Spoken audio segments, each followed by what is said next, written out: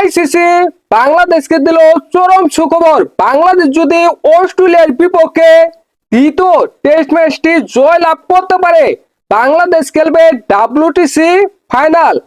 একটি test match জয় লাভ করে বাংলাদেশ খেলবে ডাব্লিউটিসি ফাইনাল। কিভাবে তা নিয়ে আলোচনা করব। দেখেন, টেবিল পয়েন্টের 1 নম্বর হচ্ছে অস্ট্রেলিয়া 77.78% পয়েন্ট নিয়ে। 2 নম্বর হচ্ছে সাউথ আফ্রিকা 75% পয়েন্ট নিয়ে। 3 নম্বর হচ্ছে নিউজিল্যান্ড 72.22% পয়েন্ট নিয়ে এবং 4 নম্বর হচ্ছে বাংলাদেশ। বাংলাদেশ 5টি ম্যাচ খেলেছে, 5টি ম্যাচের মধ্যে 3টি ম্যাচ জয় লাভ করেছে, 1টি ম্যাচ হেরেছে, 1টি ম্যাচ ড্র করেছে। বাংলাদেশের পয়েন্ট 40, বাংলাদেশের পার্সেন্ট অফ পয়েন্ট 66.67। অসাধারণ খেলতেছে বাংলাদেশ, দুর্দান্ত খেলতেছে বাংলাদেশ। বাংলাদেশের এখনো বাকি রয়েছে 7টি ম্যাচ। অস্ট্রেলিয়ার বিপক্ষে 1টি ম্যাচ, ওয়েস্ট ইন্ডিজের বিপক্ষে 2টি ম্যাচ বাংলাদেশের ঘরের মাটিতে এবং সাউথ আফ্রিকার বিপক্ষে 2টি ম্যাচ সাউথ আফ্রিকায় গিয়ে বাংলাদেশের খেলতে হবে এবং ইংল্যান্ডের বিপক্ষে 2টি ম্যাচ বাংলাদেশের ঘরের মাটিতে। এই 7টি ম্যাচ বাংলাদেশের রয়েছে।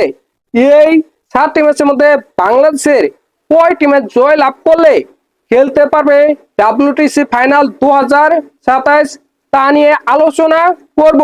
বাংলাদেশ কয়টি ম্যাচ জয় লাভ করলে ডাব্লিউটিসি ফাইনাল খেলতে পারে, এটা জানতে হলে আমাদের জানতে হবে বিগত ডাব্লিউটিসি ফাইনালে কোন দল কত পার্সেন্ট পয়েন্ট নিয়ে খেলেছে।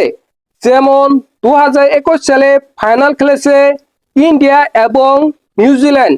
ইন্ডিয়া ফাইনাল খেলেছে 72% পয়েন্ট নিয়ে এবং নিউজিল্যান্ড ফাইনাল খেলেছে 70% পয়েন্ট নিয়ে। 2023 সালে ফাইনাল খেলেছে ইন্ডিয়া এবং অস্ট্রেলিয়া। অস্ট্রেলিয়া ফাইনাল খেলেছে 66% পয়েন্ট নিয়ে এবং ইন্ডিয়া ফাইনাল খেলেছে 58% পয়েন্ট নিয়ে। 2025 সালে ফাইনাল খেলেছে অস্ট্রেলিয়া এবং south Africa. South Africa final খেলেছে 69% পয়েন্ট নিয়ে এবং অস্ট্রেলিয়া ফাইনাল খেলেছে 67% পয়েন্ট নিয়ে। বাংলাদেশ যদি বাকি 7টি ম্যাচের মধ্যে 4টি ম্যাচ জয় লাভ করে 3টি ম্যাচ হেরে যায়, তাহলে বাংলাদেশের পয়েন্ট হবে 88, বাংলাদেশের পার্সেন্ট পয়েন্ট হবে 61।